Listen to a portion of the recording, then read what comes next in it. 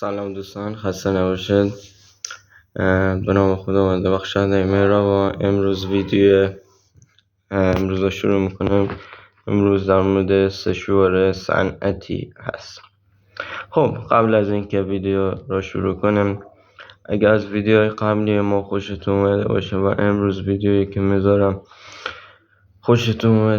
خوشتون بیاد انشالله، لطفا ویدیو ما را کانال ما را سابسکرایب و لایک کنید و بین دوستان خودتون نشر بده تا دوستان خودتون از این آموزش ها بهره ببرن لطفا. خب این دستگاه سشوار صنعتی از برند رونیکس مدل 1101. اینجا که مشاهده میکنید سشوار صنعتی نوشته شده است و اینجا هم مشخصات دستگاه نوشته، یعنی چی ویژگی دستگاه را نوشته 6 تا تکه از اکسسوریاش توش داشته. تمپرچر کنترل داره، کنترل دما داره و غیره. خب روی دستگاه رو مشاهده میکنید که نوشته اسم دستگاه رو نوشته سشوار صنعتی، ولتاژ کاریش رو نوشته 230 ولت، فرکانس کاریش رو نوشته 50 هرتز، وزنش رو نوشته 8400 کیلوگرمه، یعنی به 1 کیلو نرسیده و قدرت دستگاه هم قدرت الیمنتش 2000 وات. حالا اینجا تو ویدیو مشخص نیست، حالا من نزدیک میکنم. ایر فلوش یعنی خروجی هواشم 250 تا 300 لیتر بر دقیقه هست. خب پشت دستگاه خب مشاهده میکنه همونه. این بغل دستگاه هستش، این بغل دستگاه و اینکه اینجا هم مشخصات دستگاه را به صورت انگلیسی، فرانسوی، اسپانیایی، آلمانی نوشته و ساخته چین همه دستگاه. مدلش هم 1101. خب دستگاه رو آنباکس میکنم. خب ما ابتدا آنباکسینگ حالا انجام هم آنباکسینگ میکنم و بررسی میکنم و ویژگی‌های دستگاه رو در صنعت برق ساختمان و صنعتی توضیحاتشو میده. خب دستگاه رو از جمع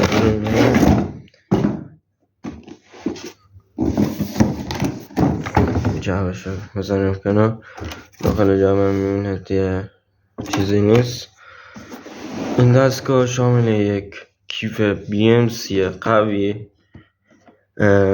هستش که حالا من برند رونیکس رو گرفتم. حالا در طولانی مدت ببینیم کاربردش چجوریه. اگه انشالله تا 1 سالی بررسی و چیزی میکنم ویدیو بررسی کاملش و کارهایی که انجام بدم در ویدیو من انشالله میونه آموزش هایی که میدم این هم استفاده میکنم و کاربردش هم.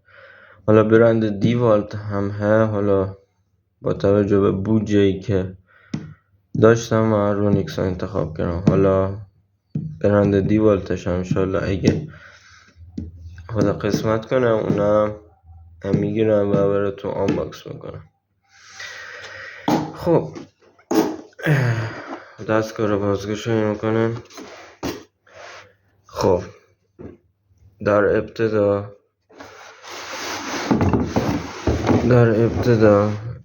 اینجا کاتالوگ دستگاه و کارت گارانتی دستگاه هستش که براتون بازگشایی کنم. اینم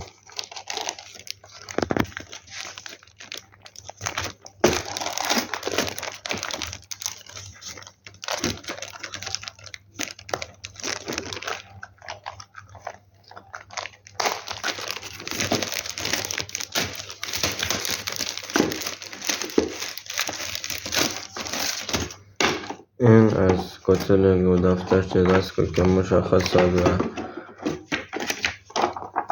دستورالعمل‌های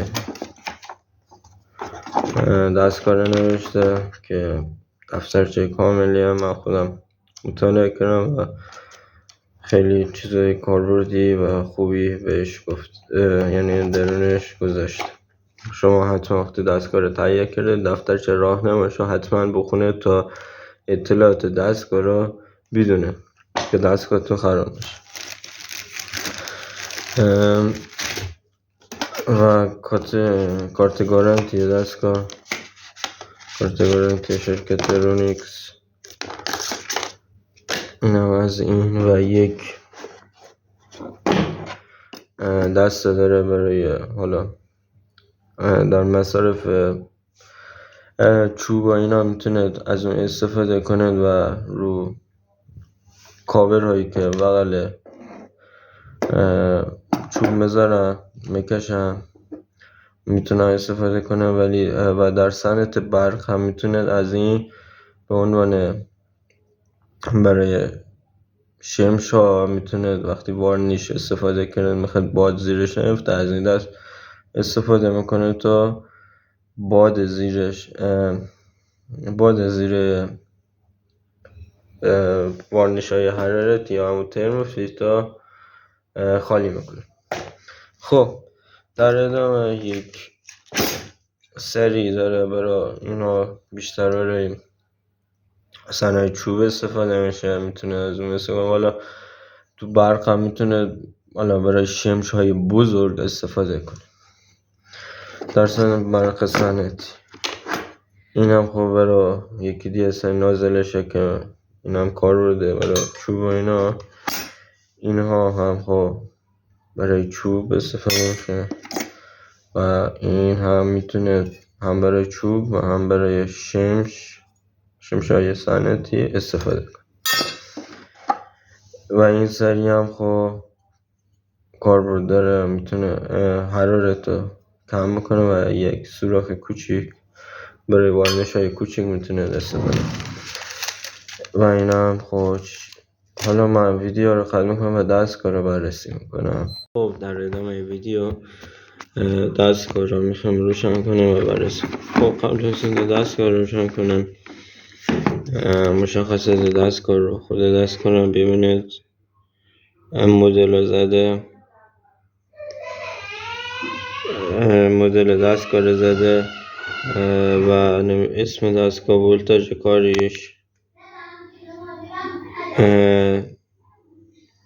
تایپ آف نوع گرم یعنی نوع المنتش و ایناش هم نوشته، سرامیک، فرکانس کاریش هم 5 هرتز، تمپریچرش هم و ایرفلوش هم نوشته مثلا 5 درجه سلسیوس و 250 لیتر بر دقیقه نوشته، مثلا 5 درجه سلسیوس تا 600 درجه سلسیوس 5 درجه. اینا رو نوشته. تنظیماتشه که پشتش هم میبینید درجه بندی داره، کلید یک 3 حالتی داره که میتونه استفاده کنه و اینم با این درجهش تنظیم میشه. حالا میخوام دستگاه رو روشن کنیم و اونا بررسی کنیم. خب دستگاه رو به برق میزنیم. وقتی دستگاه رو به برق زدیم این کلید باده روشن میکنه، درجه که میزنه چراغاش هم روشن میشه.